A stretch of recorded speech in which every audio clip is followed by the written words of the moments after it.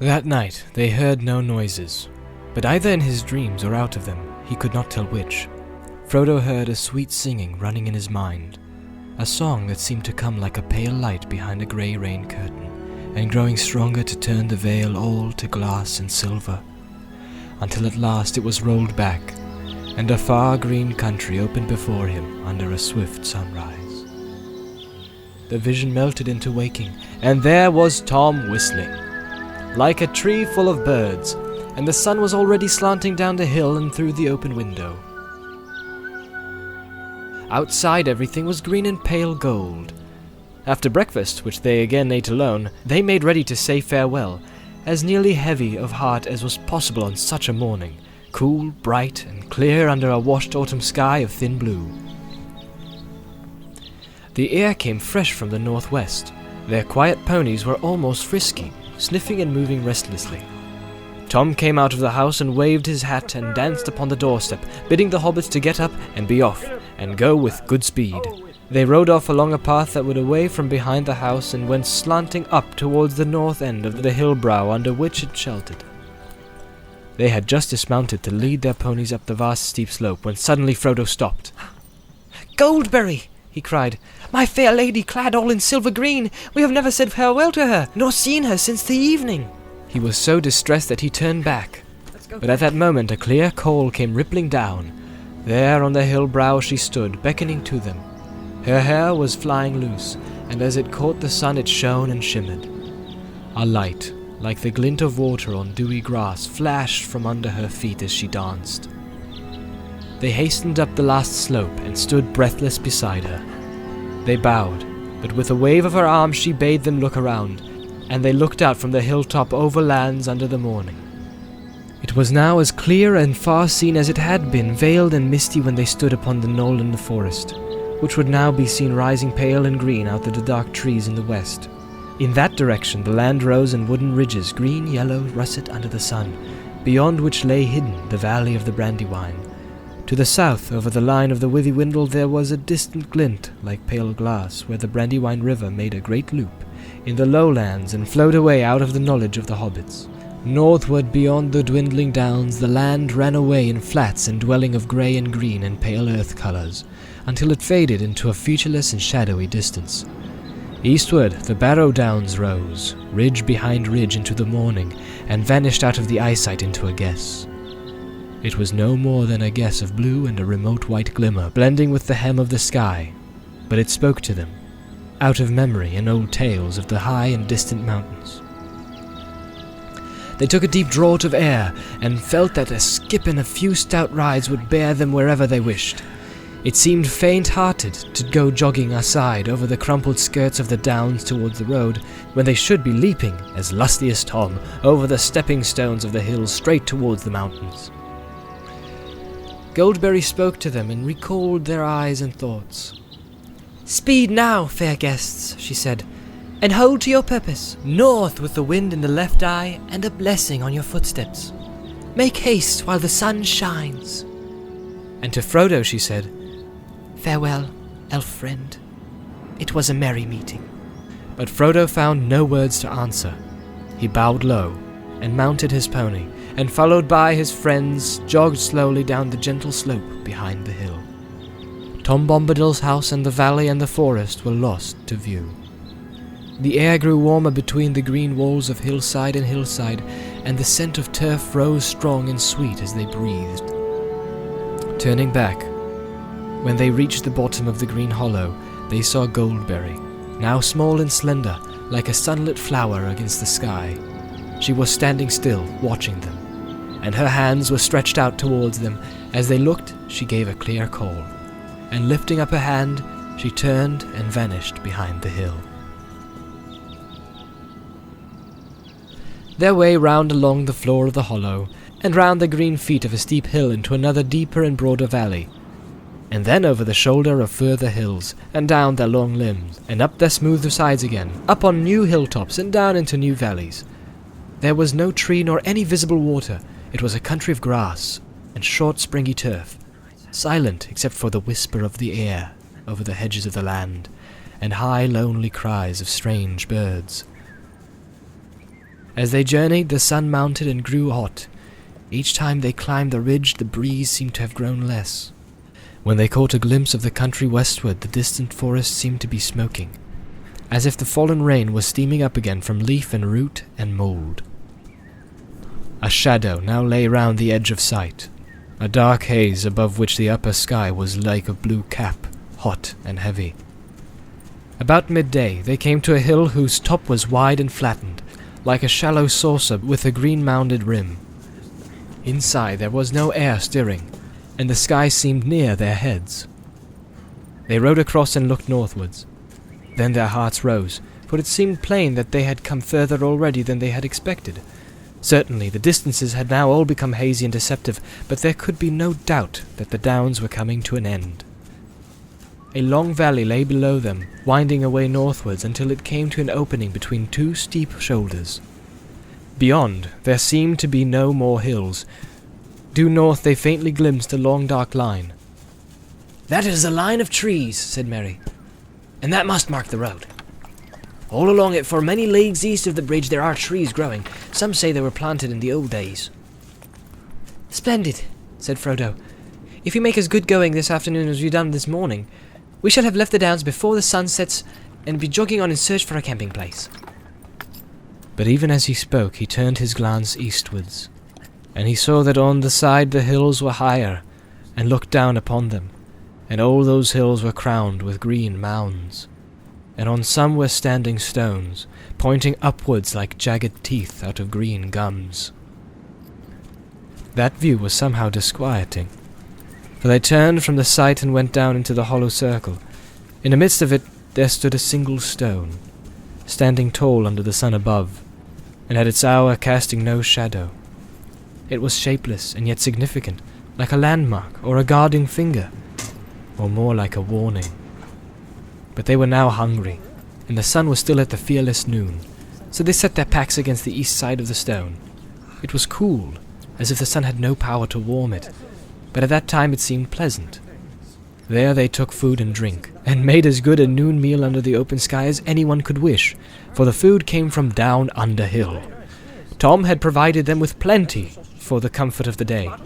Their ponies under burden strayed upon the grass, riding over the hills and eating their fill, the warm sun and the scent of turf, lying a little too long, stretching out their legs and looking at the sky above their noses.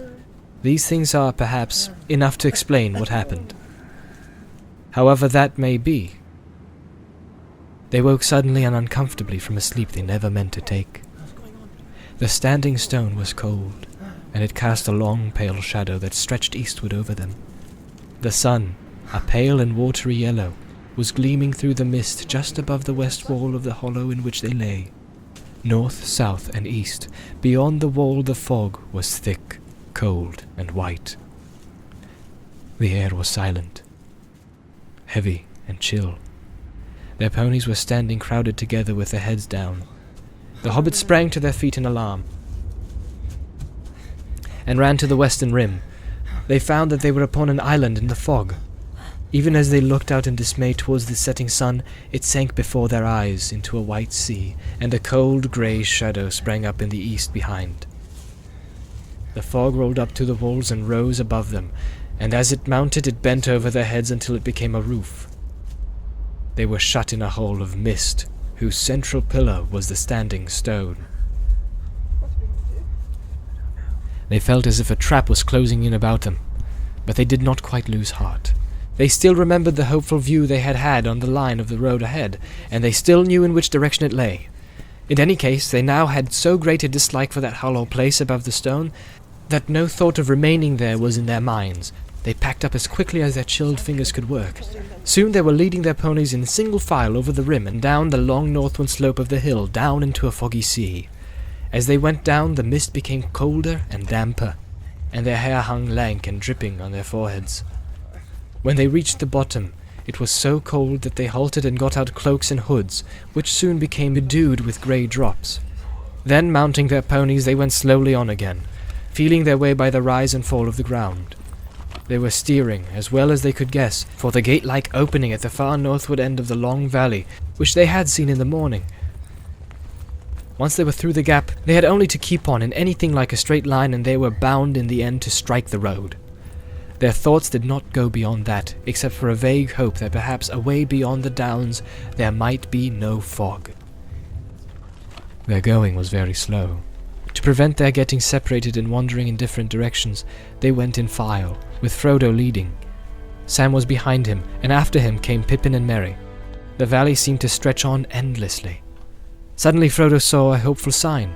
On either side ahead, a darkness began to gloom through the mist, and he guessed that they were at last approaching the gap in the hills, the north gate of the Barrow Downs.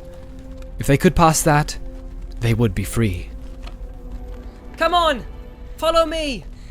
He called back over his shoulder, and he hurried forward, but his hope soon changed to bewilderment and alarm.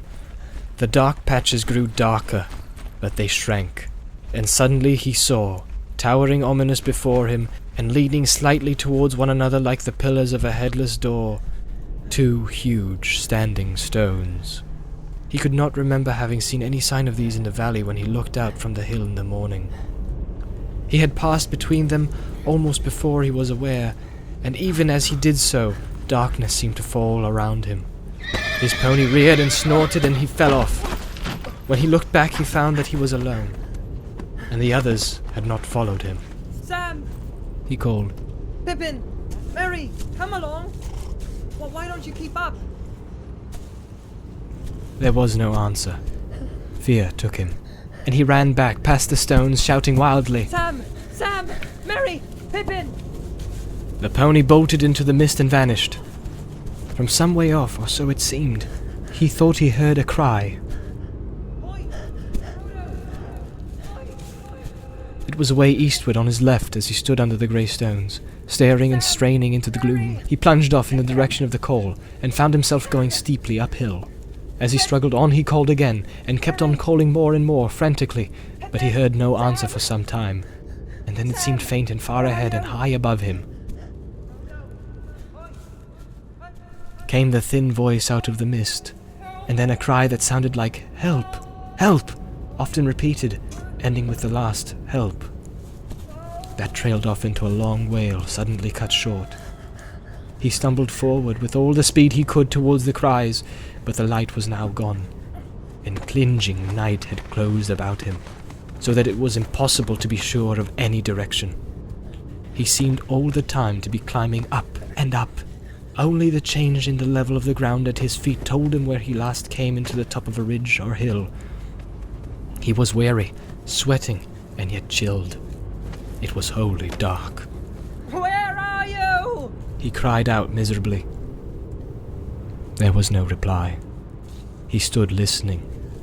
He was suddenly aware that it was getting very cold, and that up here a wind was beginning to blow. An icy wind. A change was coming in the weather. The mist was flowing past him now in shreds and tatters. His breath was smoking, and the darkness was less near and thick.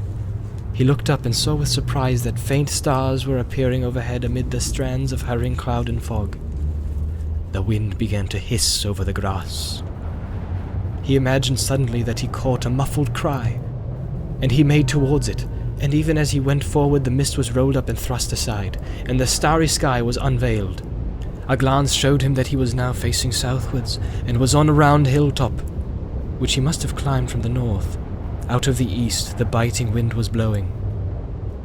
To his right there loomed against the westward stars a dark black shape.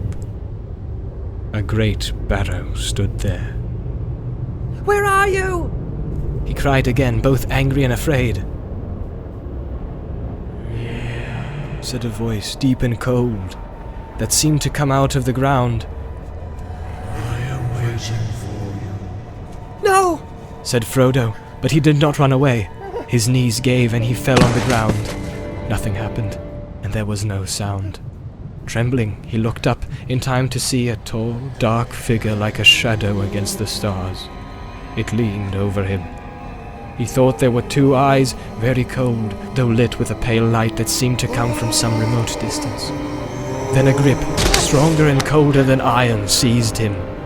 The icy touch froze his bones, and he remembered no more.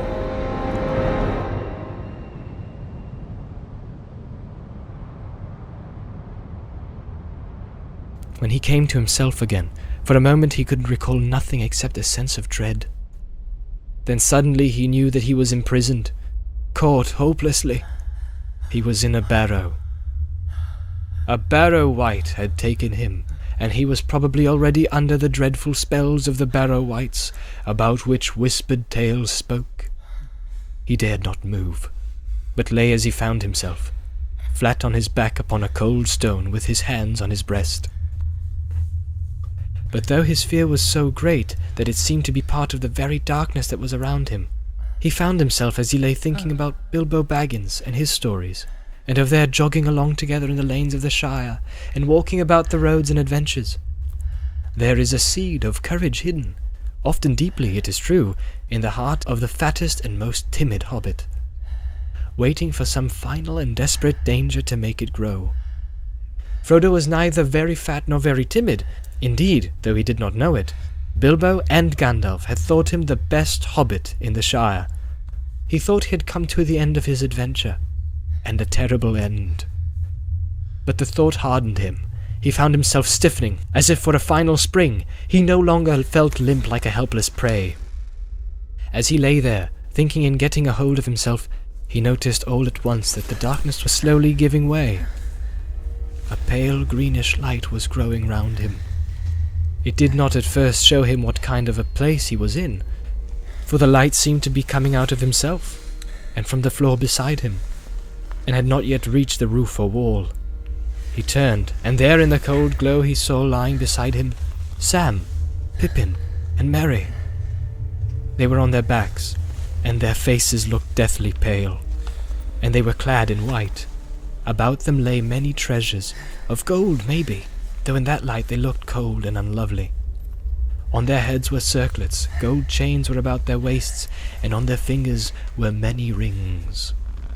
Swords lay by their sides, and shields were at their feet, but across their 3 necks lay one long naked sword. Suddenly a song began, a cold murmur, rising and falling. The voice seemed far away and immeasurably dreary, sometimes high in the air and thin, sometimes like a low moan on the ground. Out of the formless stream of sad but horrible sounds, strings of words could now and again shape themselves. Grim, hard, cold words, heartless and miserable. The night was railing against the morning of which it was bereaved, and the cold was cursing the warmth for which it hungered. Frodo was chilled to the marrow. After a while the song became clearer, and with dread in his heart he perceived that it had changed into an incantation.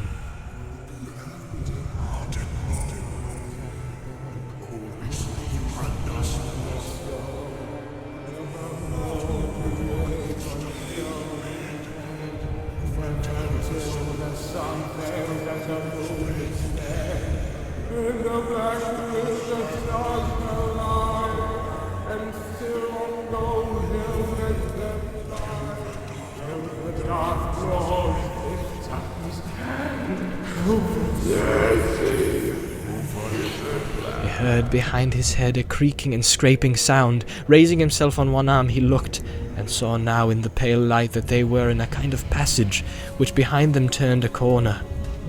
Round the corner a long arm was groping, walking on its fingers towards Sam, who was lying nearest, and towards the hilt of the sword that lay upon him. At first Frodo felt as if he had indeed been turned into stone by the incantation. Then a wild thought of escape came to him. He wondered if he put on the ring, whether the Barrowite would miss him, and he might find some way out. He thought of himself running free over the grass, grieving for Merry and Sam and Pippin, but free and alive himself. Gandalf would admit that there had been nothing else he could do. But the courage that had been awakened in him was now too strong. He could not leave his friend so easily. He wavered, groping in his pocket, and then fought with himself again, and as he did so, the arm crept nearer. Suddenly, a resolve hardened in him, and he seized the short sword that lay beside him, and kneeling, he stooped low over the bodies of his companions. With what strength he had, he hewed at the crawling arm near the wrist, and the hand broke off. But at the same moment the sword splintered up to the hilt. There was a shriek, and the light vanished.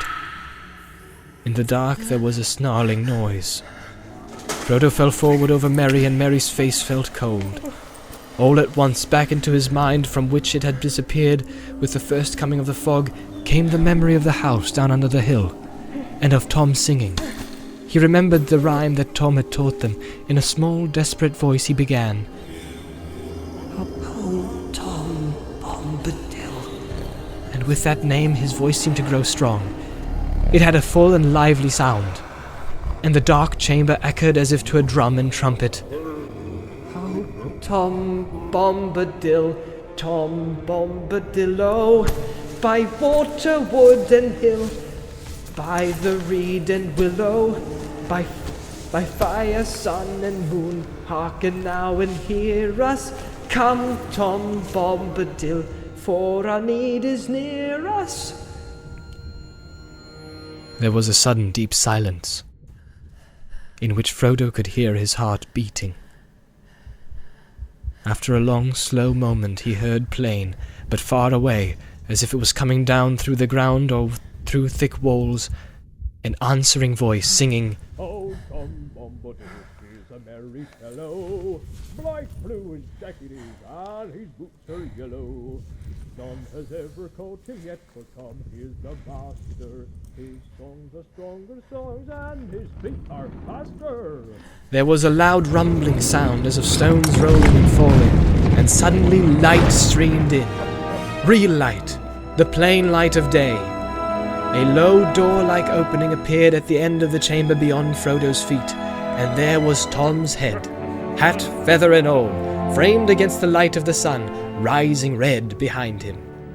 The light fell upon the floor, and upon the faces the three hobbits lying beside Frodo. They did not stir, but the sickly hue had left them. They looked now as if they were only very deeply asleep. Tom stooped, removed his hat, and came into the dark chambers singing, Get out, you old wight, vanish in the sunlight, shrivel like the cold mist, like the winds go wailing, out into the barren lands, far beyond the mountains. Come never here again, leave your barrow empty, lost and forgotten be, darker than the darkness, where gates stand forever shut, till the world is mended. At these words there was a cry, and part of the inner end of the chamber fell with a crash. Then there was a long trailing shriek, fading away into an unguessable distance, and after that, silence. Come, friend Frodo, said Tom. Let us get out on clean grass. You must help me bear them. Together they carried out Merry, Pippin and Sam. As Frodo left the barrow for the last time, he thought he saw a severed hand wriggling still, like a wounded spider, in a heap of fallen earth. Tom went back in again, and there was a sound of much thumping and stamping. When he came out, he was bearing in his arms a great load of treasure. Things of gold, silver, copper and bronze, many beads and chains, and jeweled ornaments. He climbed the green barrow and laid them all on top in the sunshine. There he stood, with his hat in his hand and the wind in his hair, and looked down upon the three hobbits that had been laid on their backs upon the grass at the west side of the mound. Raising his right hand, he said in a clear, commanding voice, Wake now, my merry lads, wake and hear me calling. Warm now be heart and limb, the cold stone is fallen. Dark door is standing wide, dead hand is broken, night under night has flown, and the gates are open! To Frodo's great joy, the hobbits stirred, stretched their arms, rubbed their eyes, and then suddenly sprang up. They looked about in amazement, first at Frodo, and then at Tom standing larger as life on the barrow top above them, and then at themselves in their thin white rags, crowned and belted with pale gold and jingling with trinkets. What in the name of wonder? Began Merry, feeling the golden circlet that slipped over one eye. Then he stopped, and a shadow came over his face, and he closed his eyes. Of course. I remember, he said. The men of Carn Dûn came on us at night, and we were worsted. A spear in my heart. He clutched at his breast. No, he said, opening his eyes. What am I saying? I've been dreaming. Where did you get to, Frodo? I thought I was lost, said Frodo, but I don't want to speak of it. Let us think of what we are to do now. Let us go on. Dressed up like this, sir, said Sam.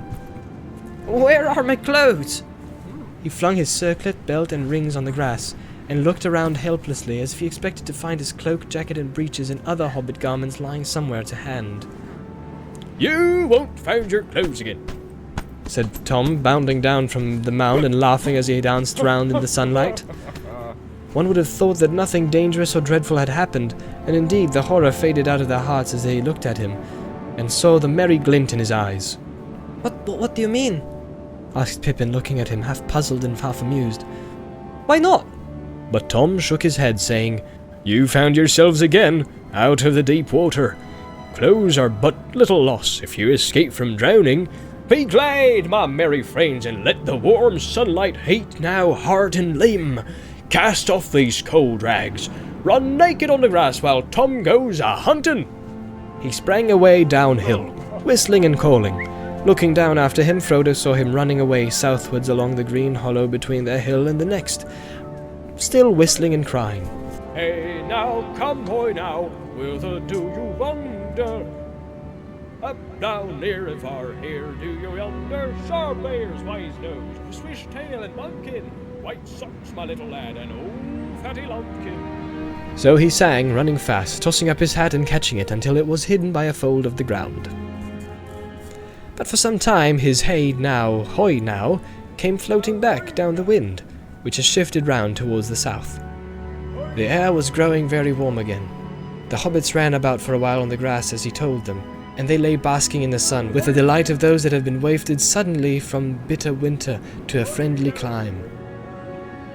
Or of people that, after being long ill and bedridden, wake one day to find that they are unexpectedly well, and the day is again full of promise. By the time that Tom returned, they were feeling strong and hungry. He reappeared, hat first, over the brow of the hill, and behind him came in an obedient line 6 ponies, their own 5, and one more. The last was plainly old fatty Lumpkin. He was larger, stronger, fatter, and older than their own ponies. Merry, to whom the others belonged, had not, in fact, given them any such names, but they answered to their new names that Tom had given them for the rest of their lives. Tom called them one by one, and they climbed over the brow and stood in a line. Then Tom bowed to the hobbits. Here are your ponies now, he said. They've more sense, in some ways, than you wandering hobbits have. More sense in their noses. For they sniff danger ahead, which you walk right into, and if they run to save themselves, then they run the right way.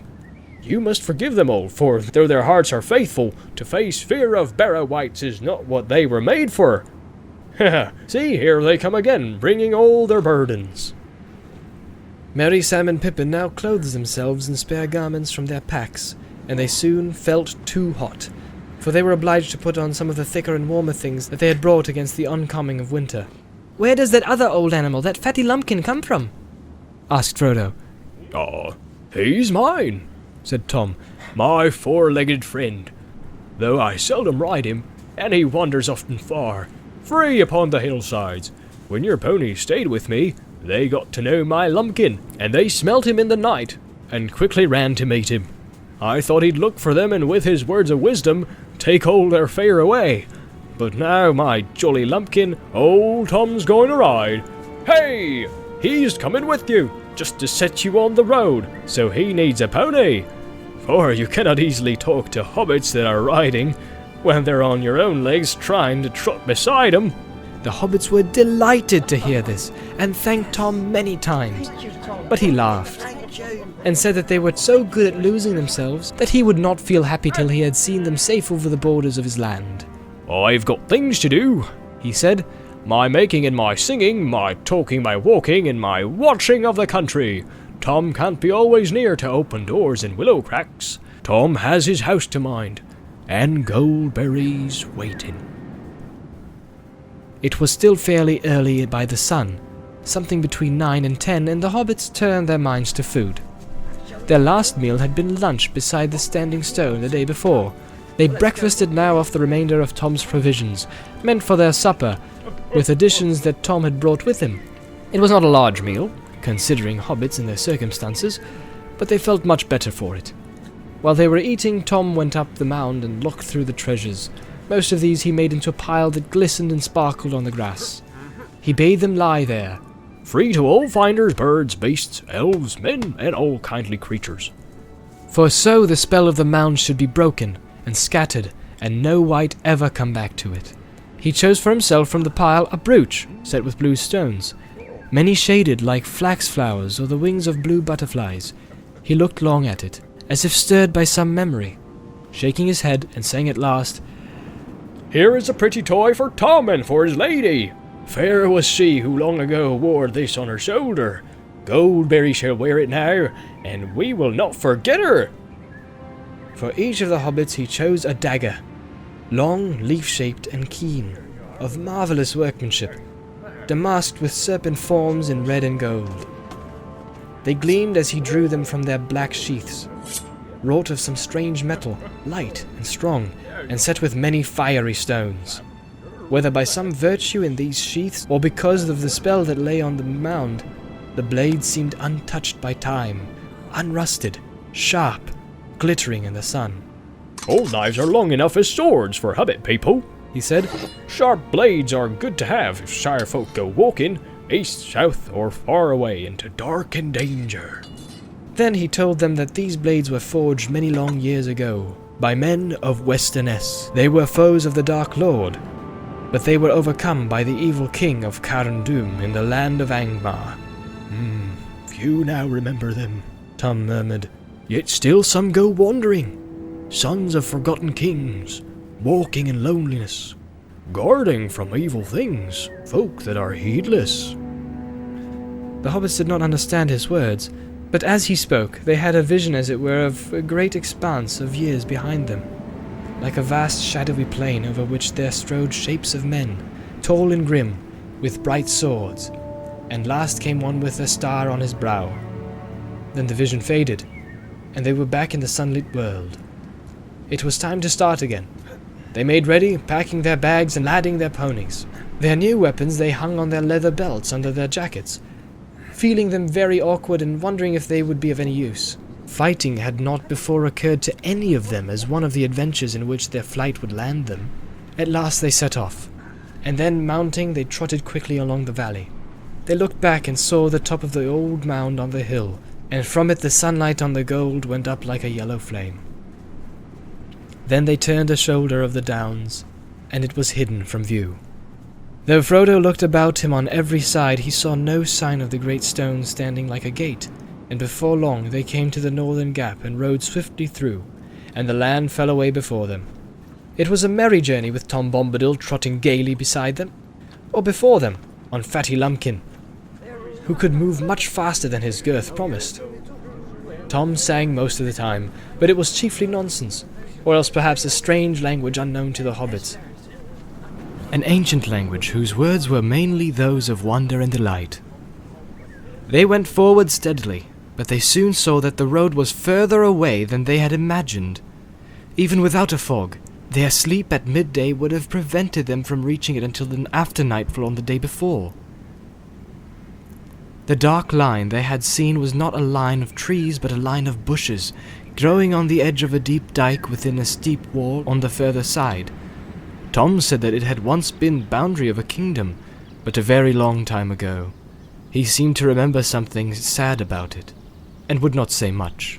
They climbed down and out of the dike, and through a gap in the wall.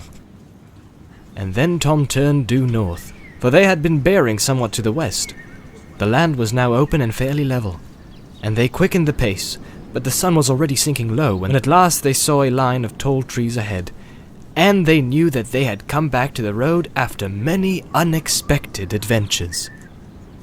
They galloped their ponies over the last furlongs and halted under the long shadows of the trees. They were on the top of a sloping bank, and the road, now dim as evening drew on, wound away below them. At this point it ran nearly from southwest to northeast, and on their right it fell quickly down into a wide hollow.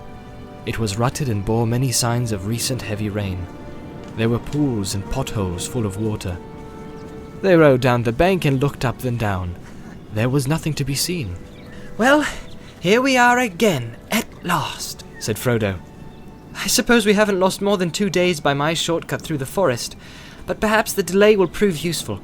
It may have put them off our trail. The others looked at him. The shadow of the fear of the Black Riders came suddenly over them again. Ever since they had entered the forest, they had thought chiefly of getting back on the road. Only now, when they lay beneath their feet, did they remember the danger which pursued them, and was more than likely to be lying in wait for them upon the road itself. They looked anxiously back towards the setting sun, but the road was brown and empty. Do you think... asked Pippin hesitatingly. Do you think that we may be pursued tonight? No, I hope not tonight, answered Tom Bombadil, nor perhaps the next day. But do not trust my guess, for I cannot tell for certain. Out east my knowledge fails. Tom is not master of riders from the Black Land, far beyond his country. All the same, the hobbits wished he was coming with them. They felt that he would know how to deal with Black Riders if anyone did. They would soon now be going forward into lands wholly strange to them, and beyond all but the most vague and distant legends of the Shire, and in the gathering twilight they longed for home. A deep loneliness and sense of loss was on them. They stood silent, reluctant to make the final parting, and only slowly became aware that Tom was wishing them farewell and telling them to have a good heart and to ride on till dark without halting. Tom will give you good advice till this day is over. After that your own luck must go with you and guide you. 4 miles along the road you'll come upon the village, Bree under Bree Hill, with doors looking westward. There you'll find an old inn that is called the Prancing Pony. Barlemon Butterbur is the worthy keeper. There you can stay in the night, and afterwards the morning will speed you upon your way. Be bold, but wary. Keep up your merry hearts, and ride to meet your fortune. They begged him to come at least as far as the inn and drink once more with them, but he laughed and refused, saying, Tom's country ends here. He will not pass the borders. Tom has his house to mind, and goldberries waiting. Then he turned, tossed up his hat, leaped on Lumpkin's back, and rode up over the bank and away, singing into the dusk. The hobbits climbed up and watched him until he was out of sight. I'm sorry to take leave of Master Bombadil, said Sam. He's a caution and no mistake. I reckon we may go a good deal further and see naught better nor queerer. But I won't deny I'll be glad to see his prancing pony he spoke of. I hope it'll be like the Green Dragon away back home. What sort of folk are they in Bree? There are hobbits in Bree, said Mary, as well as big folk. I dare say it will be homelike enough. The pony is good in by all accounts. My people ride out there now and again. It may be all we could wish, said Frodo. But it is outside the Shire all the same. Don't make yourselves too much at home. And please remember, all of you, that the name of Baggins must not be mentioned. I am Mr. Underhill, if any name must be given. They now mounted their ponies and rode off silently into the evening. Darkness came down quickly, as they plodded slowly downhill and up again, until at last they saw lights twinkling some distance ahead. Before them rose Bree Hill, barring the way, a dark mass against misty stars, and under its western flank nestled a large village. Towards it they now hurried, desiring only to find a fire, and a door between them and the night.